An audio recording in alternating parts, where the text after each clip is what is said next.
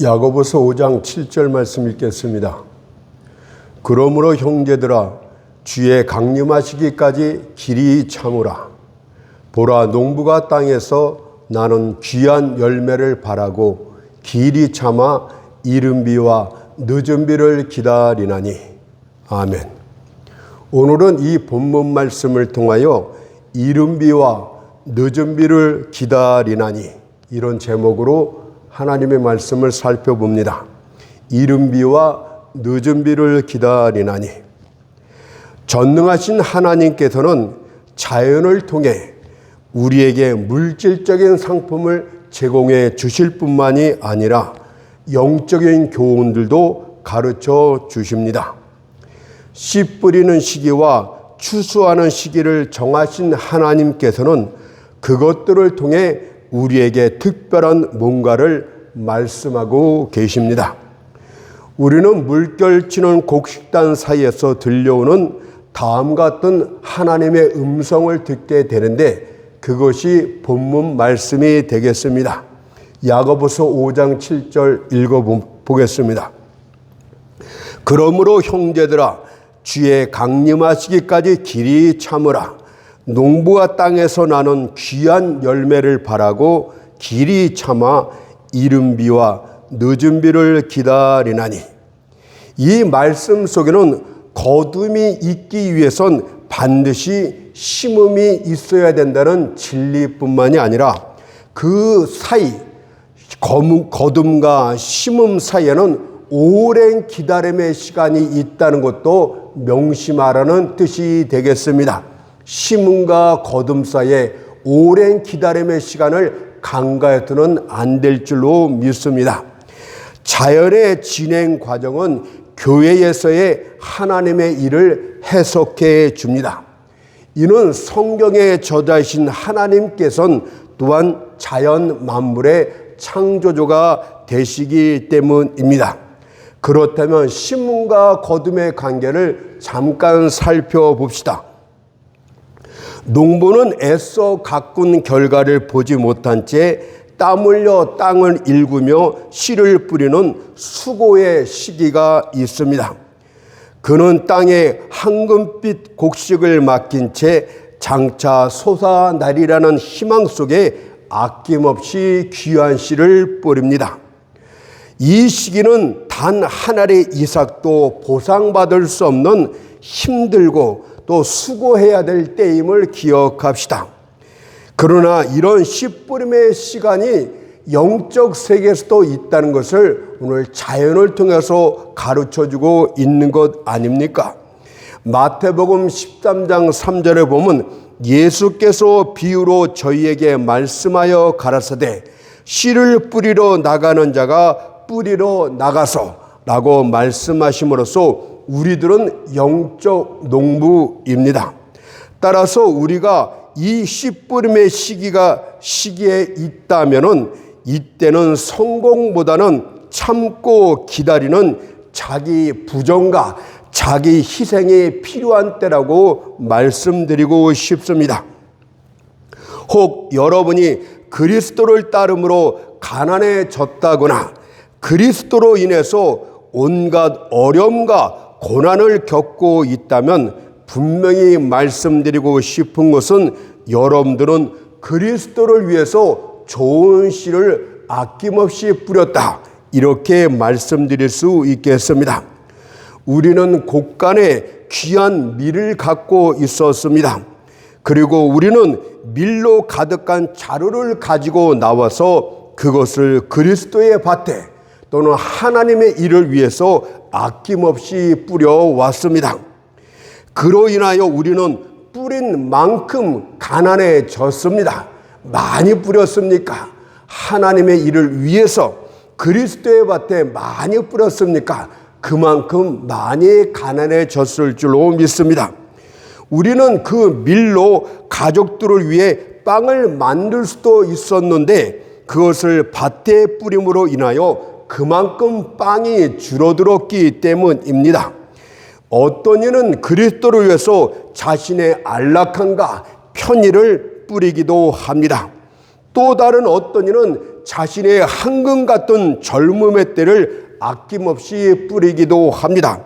심지어 다른 어떤 이는 자신의 생명까지도 자신의 인생 전부를 아낌없이 뿌리기도 합니다. 사도 바울의 고백을 들어보십시오. 빌립보서 3장 8절 9절을 보게 되면 내가 그를 위하여 모든 것을 잃어버리고 배설물로 여김은 그리스도를 얻고 그 안에서 발견되려 함이니 그는 유익한 모든 것들을 인간적인 모든 것들을 그리스도를 위해서 다 배설물로 여겼다고 고백하고 있는 것 아니겠습니까? 이때 어리석은 자들은 우리들의 모습을 보면서 이렇게 비웃고 뒤에서 조롱하기도 합니다. 저 미치광이들을 봐라. 예수께 미쳐도 단단히 미쳤구나. 어떻게 저 귀한 밀들을 그리스도의 밭에 다 뿌린단 말이냐. 밀이 없어 지금 가족들이 굶고 있지 않느냐. 도저히 이해할 수 없는 일들을 하는 광신주의자들이다. 이렇게 비아냥되기도 합니다. 하지만 성경 말씀을 보건대 하나님의 신실함을 보건대 그것은 잃어버린 것이 아니라 더 많이 풍성히 얻기 위한 하늘의 지혜라고 가르쳐 줍니다. 시편 97편 11절을 보면 그것을 기쁨을 뿌렸도다 라고 말합니다. 우리는 슬픔을 뿌린 것이 아니고 성경이 말하건대 기쁨을 뿌렸도다 이렇게 말씀하고 있지 않습니까? 이 말씀은 그리스도를 위한 수고와 희생, 그리스도로 인한 고난 모든 것들은 장차 미래에 우리에게 되돌아올 기쁨과 행복이 될 것이라는 약속이기도 합니다. 하나님은 거짓말 하실 수 없는 분이시기 때문에 이 약속은 반드시 여러분들에게 기쁨과 행복으로 돌아오게 됩니다. 따라서 여러분이 뿌린 씨앗은 없어진 것이 아니라 잠시 동안 눈에 보이지 않는 흙 속에 감추인 기쁨이요 행복이다. 이렇게 말씀드리고 싶습니다. 따라서 하나님의 정한 수확의 때가 이르게 되면 심겨진 씨앗들은 마태복음 13장 8절의 말씀처럼 혹 100배, 혹 60배, 혹 30배의 결실로 되돌아오게 될 줄 믿습니다. 처음에는 손해인 것 같아 보였던 씨앗들이 거둠의 때가 되면 가장 위대하고 가장 좋고 풍성한 이익으로 되돌아올 것임을 믿으십시오. 물론 여러분들은 추수기 때까진 계속 지출만 하게 될 것입니다. 씨 뿌리는 순간부터 그의 농작물을 거둬들일 때까진 모든 것이 지출인 것처럼 여겨집니다. 그러나 보상의 때가 이르게 되면 한꺼번에 원금과 이자가 수십 배, 수백 배, 수천 배 되돌아올 것임을 믿어야 됩니다. 그리고 보상 중에 최고 보상이 무엇이겠습니까? 그날에 하나님의 인정이 있게 될 것입니다. 마태복음 25장 23절의 말씀처럼 잘하였도다 착하고 충성된 종아, 이 칭찬의 말씀을 듣게 될 때 그동안 여러분들이 지나온 날들의 힘듦과 고통이 아주 짧은 순간처럼 여겨지게 될 것입니다. 그것은 마치 어린아이가 세상에 태어날 때의 어머니의 진통과 같은 그런 기쁨이 될 줄로 믿습니다. 그런데 어찌 그리스도를 위해 아낌없이 씨를 뿌리지 않을 수 있단 말입니까? 그러니 슬퍼하지 말고 수고하며 더욱 인내하도록 하십시오. 인내하는 자에게 하나님의 큰 상이 있을 것임을 성경에 분명하게 뚜렷하게 기록하고 있습니다. 히브리서 10장 35절 36절을 보니까 그러므로 너희 담대함을 버리지 말라. 인내할 때는요 담대함이 있어야 돼요. 갈등하면서 이것이 안 되면 어떡할까? 내가 손해보는 것을 아니까 이런 생각하지 말고 불신하지 말고 담대함으로 하나님의 말씀을 붙들어야 됩니다. 그러므로 너희 담대함을 버리지 말라. 이것이 큰 상을 얻으리라. 너희에게 인내가 필요함은 너희가 하나님의 뜻을 행한 후에 약속을 받기 위함이라고 말씀하셨습니다. 만일 이 씨 뿌림과 거둠의 비유를 복음 사역자들에게 적용시켜 보면 어떤 의미가 되겠습니까? 복음 사역자인 여러분들은 오랫동안 가장 좋은 씨앗인 복음의 씨앗을 뿌려왔습니다. 저는 정치 얘기를 한다든가 개그 같은 우스개 이야기를 한다든가 상식의 이야기를 한다든가 세상 돌아가는 이야기라는 이런 자들을 말하는 것이 아니에요. 오로지 하나님의 말씀, 예수 그리스도의 십자가의 복음의 진리만을 아낌없이 뿌렸던 복음 사역자들에게만 이 말씀이 적용될 수 있다고 감히 말하겠습니다. 여러분들은 온 힘을 다해서 십자가의 피의 복음을 전해왔지만 안타깝게도 단 하나의 결실도 얻지 못했습니다. 그로 인하여 낙담할 수 있습니다. 충분히 낙담할 수 있습니다. 그러나 그렇다고 해서 앞으로도 계속 결실이 없을 것이란 이런 생각은 버려야 됩니다. 오랫동안 수고하였을 때 성공치 못한 것은 유감스러운 일이 될 수 있겠지만 그렇다고 하여 절망할 이유는 단 한 개도 없다는 것을 믿어야 됩니다.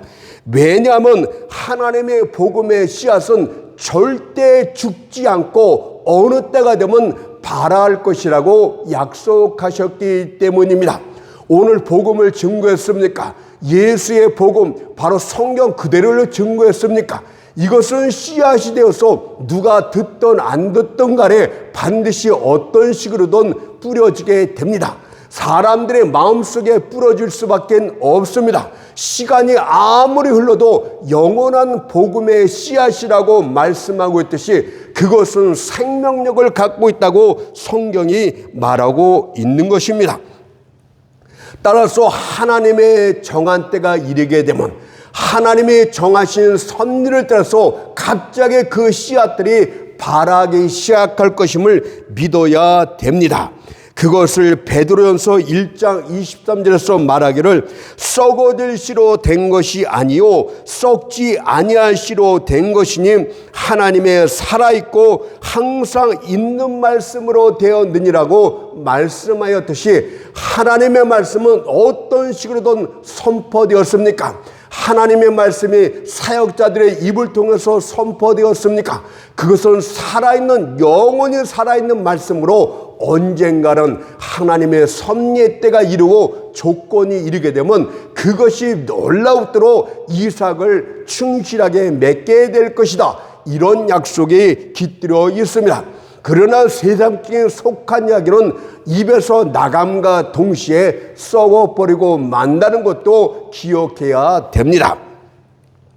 따라서 뿌려진 말씀의 씨앗은 하나님의 특별한 섭리의 때에 특별한 방식을 따라서 무덤에 옷을 찢고 땅에서 솟아나오고 결실을 맺기 시작할 것입니다.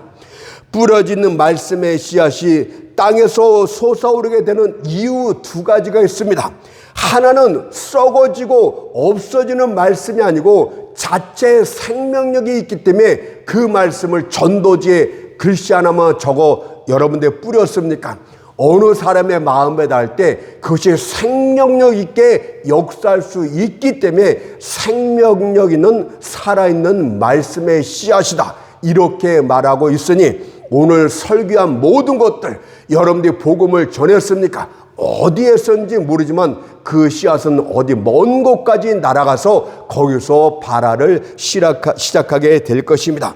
두 번째는 씨앗이 발하기 위해서는 반드시 주변 환경 여건이 있어야 되는 것입니다. 여러분들이 뿌린 말씀의 씨앗이 마치 피라미드 속에 부러진 것처럼 사장되어 있는 것처럼 보일 수도 있습니다. 그러나 하나님의 때가 되면 주변 환경이 만들어지게 되면 그 씨앗은 발화해서 우후죽순 솟아나기 시작을 합니다. 온도, 습도를 맞추고 영양분이 많은 토양에 떨어질 때 씨앗이 발아하는 것처럼 말씀의 씨앗도 정한 때에 하나님의 특별한 섭리의 방식으로 솟아오르게 됩니다. 이른 비와 늦은 비가 창조주 하나님의 손에 있고 햇살과 열기도 하나님의 손에 있어 씨앗이 자라게 되는 것처럼 모든 상황과 모든 분위기와 사람들의 마음을 하나님이 움직여서 말씀의 씨앗들이 솟아오르게 하십니다. 정한 때에 반드시 자라게 하십니다. 그래서 이사야 55장 11절 말씀이 바로 그것입니다. 내 입에서 나가는 말도 헛되이 내게로 돌아오지 아니하고, 복음을 전했습니까? 헛되이 낭비되고 헛되이 땅에 떨어지는 것은 단 하나도 없다고 말하는 것이에요. 나의 뜻을 이루며 하나님의 뜻이 그 말씀 하나가 영혼 하나 살리는 것이라면 반드시 그 뜻을 이룰 것이라고 합니다. 나의 뜻을 이루며 나의 명하여 보낸 일에 형통하리라고 말씀하고 있지 않습니까? 여러분이 행한 설교, 여러분이 쓴 귀한 서적들이 다 하나님의 때에 사용되게 될 줄 믿습니다. 그러니 씨가 금방 솟아오르지 않는다고 해서 낙심할 필요 없습니다. 말씀 선포를 중단하지 말고 계속 힘을 내십시오. 여러분의 귀에 이제 그만하도록 해라, 아무 의미도 없고 아무 결실도 없는 것을 왜 계속하느냐, 이런 속삭임이 들려올 때면 사단의 속삭임이라는 것을 빨리 캐치할 수 있어야 됩니다. 그러니 마음의 띠를 동여매고 힘을 내어서 말씀 증거에 박차를 가하십시오. 이는 여러분의 귀에 다음 같은 하나님의 음성이 들려오고 있을 줄로 믿습니다. 계시록 14장 15절을 보니까 내 낯을 휘둘러 거두라, 거둘 때가 이르러 땅의 곡식이 다 익었음이니라고 말씀하고 있듯이, 아무개야, 아무개 목사야, 이제 내 낯을 휘둘러 거두라, 이런 때가 반드시 이르게 되는 줄로 믿습니다. 그렇다면 두 번째로 살펴볼 내용은 심음과 거둠 사이의 확실한 의미를 알았다면 기다림의 시간에 대해서도 살펴봐야 될 줄 믿습니다. 농부의 기다림은 지극히 합당하다고 합니다. 오늘 말씀 야고보서 5장 7절을 보니까 보라, 농부가 땅에서 나는 귀한 열매를 바라고 라고 하고 있듯이, 농부는 땅을 일구었기 때문에 귀한 씨를 아낌없이 뿌렸기 때문에 귀한 열매를 소망하고 기다리는 것이라고 말합니다. 아주 합당한 기다림 아니겠습니까? 많은 수고를 했기 때문에, 좋은 씨를 아낌없이 뿌렸기 때문에 보상을 기다리는 것은 너무도 당연한 것 아니겠습니까? 만일 밭도 일구지 않았으면서 또 씨앗도 뿌리지 않았으면서 수확을 기다리고 있다면 그는 바보 얼간이입니다. 여러분들, 복음을 증거하지 않고 정치 이야기나 세상 이야기하면서 교회가 꽉꽉 찼습니까? 저는요, 그것은 이삭이라고 보지 않고 쭉정이라고, 가라지에는 아무것도 없다고 감히 말씀드리고 싶습니다. 그들은 그때그때 분위기, 흥에 맞춰서 움직일 따름이지 진짜 하나님의 귀하게 쓰임받는 알곡과 알곡이 아니라 쭉정이 가라지라고 감히 말씀드리겠습니다. 여러분들, 그런데 교회 안에 이런 자들이 얼마나 많은지 모릅니다. 그리스도를 위하여 뿌린 것도 없고 희생한 것도 없으면서 그저 어떤 분위기에 휩쓸리면 하나님이 주실 것이라는 이런 근거 없는 배짱들을 가진 자들이 얼마나 많은지 모릅니다. 쓸데없는 허풍만 떠는 목사를 쫓아가면 뭔가 있는 것처럼 느끼는 이 근거 없는 배짱들은 도대체 어디서 나온 것입니까? 성경 진리는 이렇습니다. 갈라디아서 6장 7절을 보니까 스스로 속이지 말라. 여러분들 자신을 속이지 말래요. 하나님을 위해서 진조로 뿌리지 않은 자들은 거둘 것이라고 생각하지도 말라 이 뜻 아닙니까? 하나님은 만물의 역임을 받지 아니하나니 하나님 이름 예수 이름 팔면서 속인다 해도 하나님은 안 속는데요. 사람이 무엇으로 심든지 그대로 거두라. 피 흘리기 좋아하는 정치약입니까? 피 흘리게 될 줄 믿습니다. 여러분들 그리스도인이란 그리스도에게 속한 사람이고, 목자라는 건 양떼를 거니는 자들 아닙니까? 교회라는 것은 예수를 위해서 준비된 하나의 공동체고 연합체고 그리스도의 몸된 지체 아닙니까? 왜 근데 여기에 장사꾼들이 이렇게 많은지 모르겠습니다.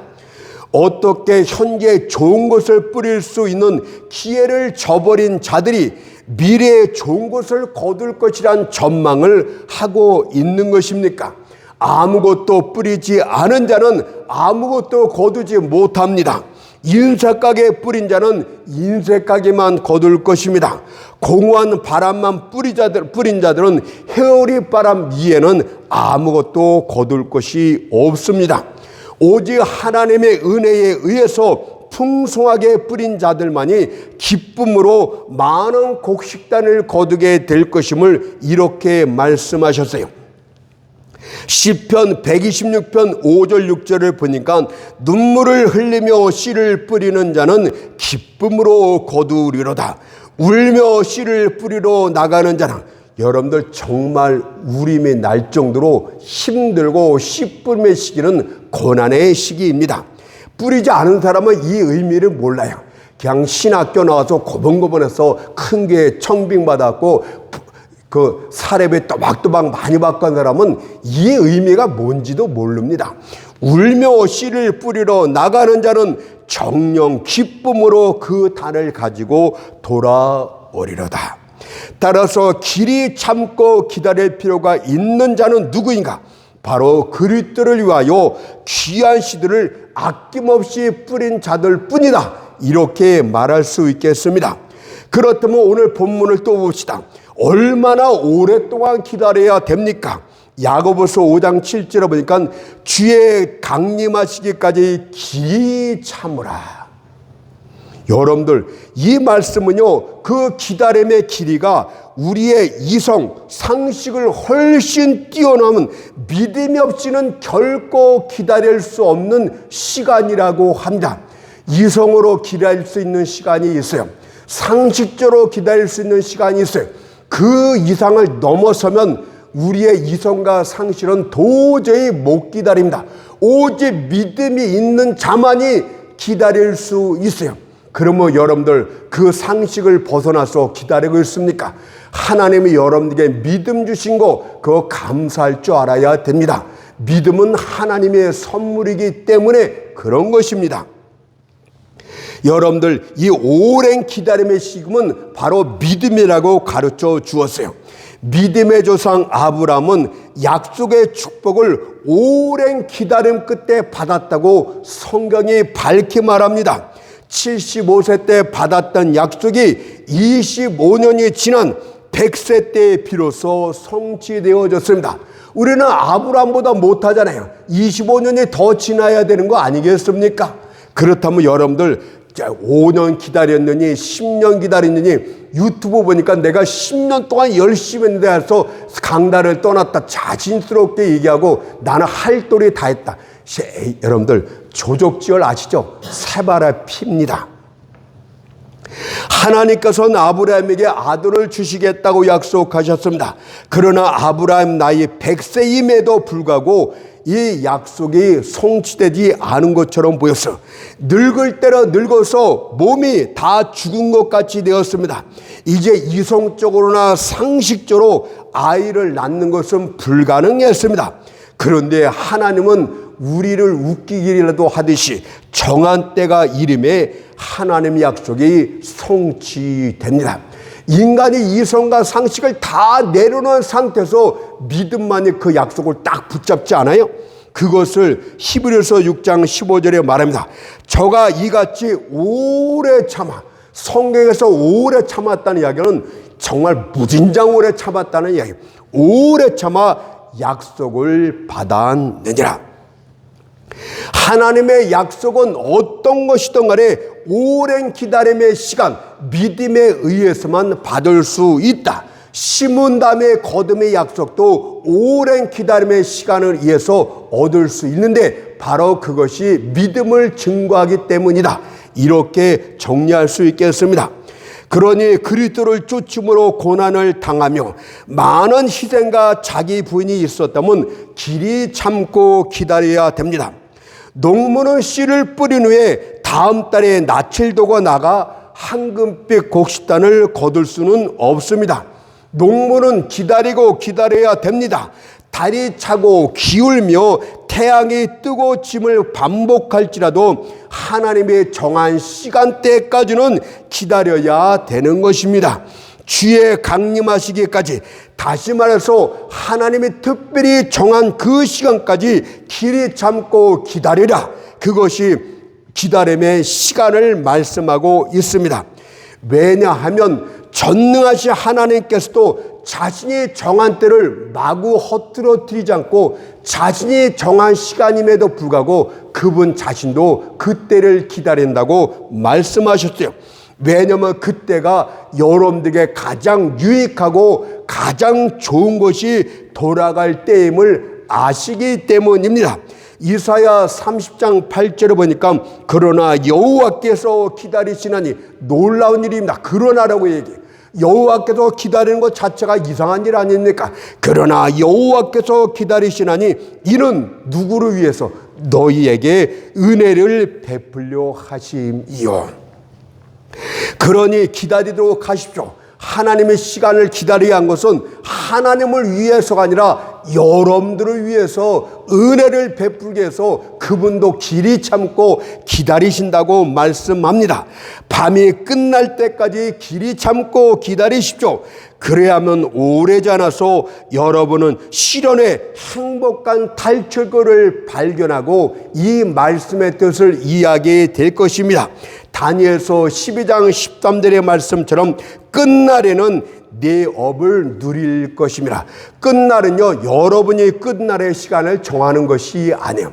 아무리 늙은 시간이도 끝이 아닐 수 있습니다. 끝이라는 것은 하나님의 정한 시간이 됐을 때가 끝날이라고 말하고 있는 것이지, 내 나이 60이 넘었으니 끝이다, 이것이 아니라는 것도 기억하면 좋겠습니다. 그래서 하나님의 말씀을 항상 하나님의 관점에서 안경을 쓰고 봐야지, 안경을 낀 것처럼 보고 있어야지, 이성적인 관점으로 성경을 보니까 전부 삼천포로 빠지잖아요. 자, 그렇다면 어떻게 기다려야 됩니까? 이것도 성경이 가르쳐줍니다. 얼마나 기다려야 되냐? 길이 참고 주의 강림하시기까지 오래 기다려라 말씀하셨고, 또 두 번째는 어떻게 기다려야 됩니까? 여기도 말하고 있어요. 야고보서 5장 7절에 보니까 길이 참아 이른 비와 늦은 비를 기다리나니, 여러분들 어떻게 기다리냐면, 농부는요 하나님이 주실 이른 비와 늦은 비를 바라보면서 위를 바라보면서 기다리라고 말씀을 합니다. 왜 여기서 이른 비와 늦은 비를 말씀하고 있는 것일까요? 여러분들 이 성경에 기록했던 팔레스타인 지역의 기후와 특성을 이해하면서 성경을 봐야 됩니다. 이 팔레스타인 지역에는요, 모든 농사들은 하늘의 주기적인 강우에 철저히 의존되어 있었습니다. 팔레스타인은 강물을 끌어들여 농사짓는 애굽과는 정반대였습니다. 팔레스타인 지역은 반드시 비가 내려야만 농사 지을 수가 있었습니다. 이 지역 농부들은 파종한 직후에는 반드시 이른 비가 와야 됩니다.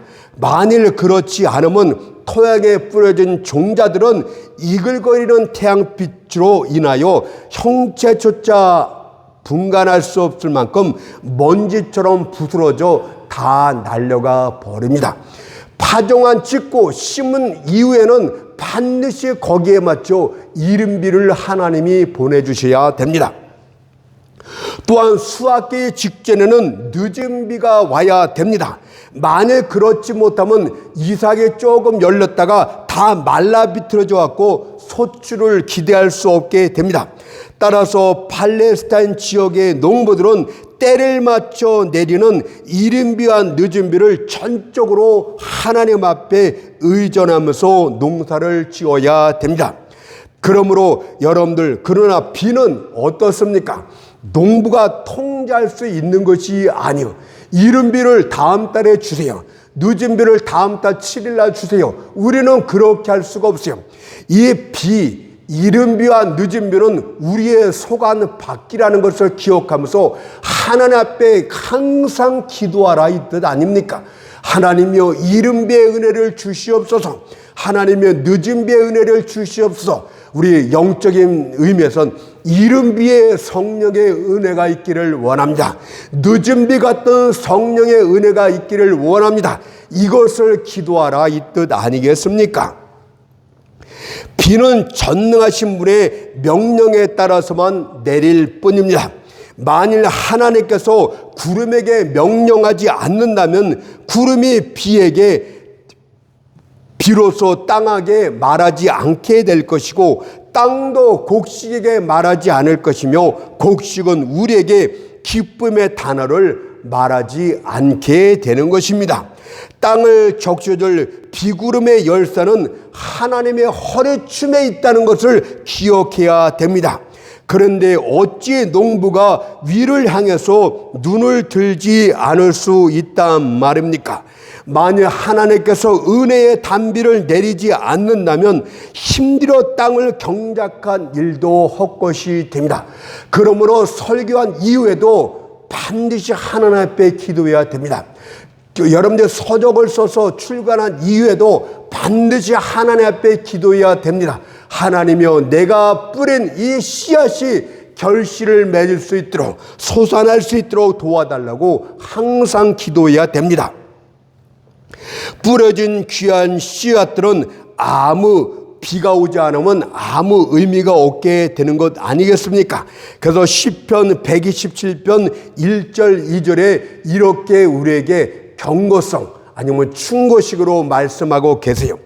여호와께서 집을 세우지 아니하시면 세우는 자의 수고가 헛되며 너희가 일찍이 일어나고 늦게 누우며 수고의 떡을 먹음이 헛되도다. 일찍 일어나 늦게 누면서 씨를 뿌리도 하나님의 이른 비의 은혜가 있지 않으면 의미가 없다 이 뜻 아니겠습니까? 참으로 우리는 반드시 이슬을 가져야만 됩니다. 만일 그렇지 않으면 우리들이 씨앗은 토양 아래서 썩거나 말라 비틀어져 먼지가 되고 맙니다. 팔레스타인 지역의 토양과 날씨는 교회를 상징한다. 저는 이렇게 말씀드리겠습니다. 세상을 상징하는 것은 애굽이에요. 애굽은 땅의 강물로 농사를 지을 수 있습니다. 그러나 교회는요, 팔레스타인 지역을 의미하는 교회는 하늘의 은혜의 빗줄기가 없이는 교회가 지탱할 수가 없는 것입니다. 지난날 한국교회는 이른비와 같은 성령의 임재가 있었습니다. 실제로 그랬습니다. 그로 인하여 교회의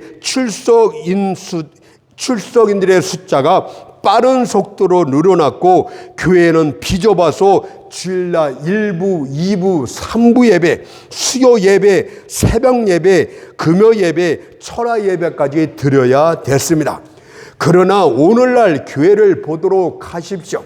오늘날 교회는 예배가 다 사라졌어요. 주일날 오전에 한 번 딸랑 드리면 다 끝입니다. 옛날에는 하나님이 이른비의 축복을 주었을 때는 마치 사도시대의 축복이 있었던 것처럼 여겨졌습니다. 사도행전 2장 47절에 보니까 주께서 구원받는 사람을 날마다 더하게 하시니라. 그러나 오늘날 한국교회는 어떻습니까? 이른 비가 있었던 것은 저도 인정하지만 늦은 비가 없어요. 성령의 늦은 비에 같은 임재가 없어요. 그러니까 이삭들이 다 메말랐습니다. 성도들이요, 얼마나 강폭하고 얼마나 계산적이고 얼마나 차가운지 이삭 같은 교인들이 한 명도 없어요. 교회 안에 보면은 쭉정이 이해는 또 성도들도 급격히 줄었습니다. 교회는 예배를 거의 드리지를 않습니다. 기도회는 이미 예전에 다 사라지고 말았어요. 목사들도 기도하지 않는데 그냥 성도들 앞에서 두 손 번쩍 들고 기도하는 신용만 아주 잘 돼 있을 뿐이지 그 사람은 골방에 들어가서 기도하지 않습니다. 요새 기도하는 목사들은 천연기념물 같습니다. 기도 절대 안 해요. 그런데 무슨 성령의 늦은 비가 있단 말입니까? 교회는 늦은 비가 없었기 때문에 지금 한국교회가 쭉정이만 있고 겨우 명맥만 유지하고 있는데 늦은 비가 앞으로도 없으면 교회는요 명맥도 사라지고 맙니다. 왜 그러면 교회가 이런 지경까지 이르게 되었을까요? 교회가 자만에 빠졌기 때문에 그래요. 이른비의 은혜로서 숫자가 많아지고 헌금이 많아지니까 야 우리 힘으로도 뭐든지 할 수 있겠는데 교만에 금방 빠져.